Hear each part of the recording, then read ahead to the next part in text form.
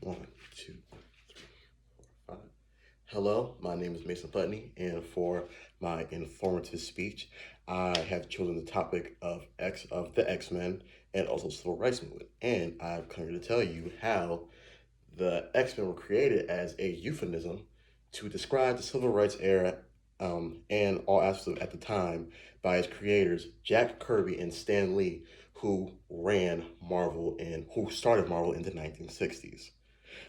Stan Lee and Kurt and Jack Kirby confirmed this later in the coming years, around the years 1983, that they took inspiration directly from the civil rights movement at the time to make an overarching story for their specific characters, and you'll see the influence of characters in certain people such as Magneto and Malcolm X, and Professor X, and Martin Luther King. And so for my main points, or for three main points, I'll cover the topics of how humans and black people are treated the same, how Professor X and Magneto represent two different ideologies that closely relate to Martin Luther King Jr.'s analogies and Malcolm X's viewpoints on life, and then how, again, Jack Kirby and Stan Lee drew inspiration directly from the civil rights movement for the X-Men. So, for my first point, the mutants and black people are branded as evil in their respective. Well, for us, for black people, it'd be in real life, but for mutants in their story, they are branded as bad people or the devils, simply for being different and having extraordinary abilities. So the mutants and black people are branded as evil by the very people that are committing the hate crimes against them.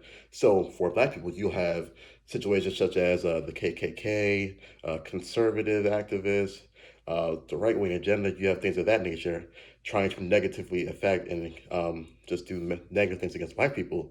And then you have supervillains such as Magneto, Magneto, the Brotherhood of Evil, and then you'll have Sentinels and the MRI Mutant Registration Index or Initiative, and then you'll have even certain heroes hate mutants. So the X-Men series is about racism and bigotry, which can be said about the civil rights movement.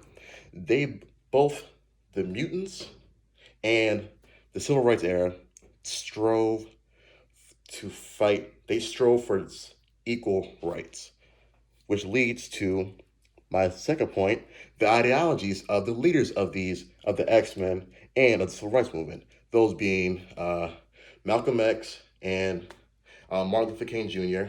as the main head points for the civil rights movement, and then for the X-Men, they can also be looked at as civil rights activists. You have Professor X and Magneto. Professor X represents Martin Luther King Jr. because they both seek equal treatment and integration with their respective brethren or with people that are oppressing them.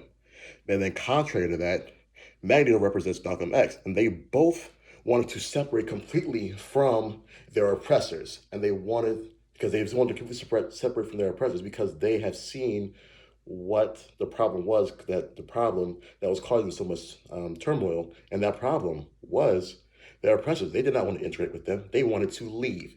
Those are the main ideologies that hold them together. And then as you go further down the list of, their characteristic traits, Professor X is more passive.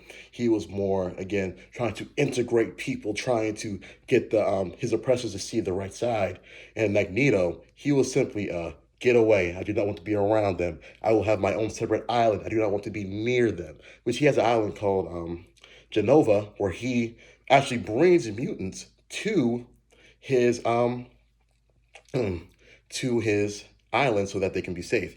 And then a report by History.com also suggests that Malcolm X had a plan, right, to ask white congregation in the South for either a state like Alabama or a separate piece of land for black people that they would be completely left alone by the white community. So Professor X, Magneto, and those two, they share a lot of similarities. And then finally, to my last piece that can cement it all is the confirmation from the authors. Stan Lee and Jack Kirby, This is directly from an article from history.com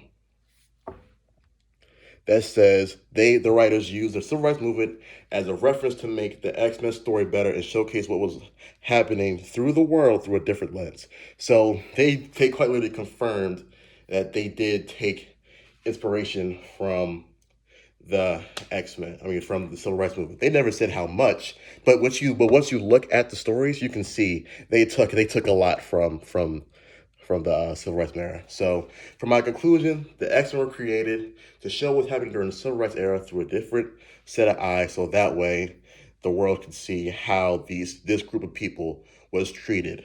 So, thank you for listening to my speech. This is Mace Funny, and thank you for the amazing class this year.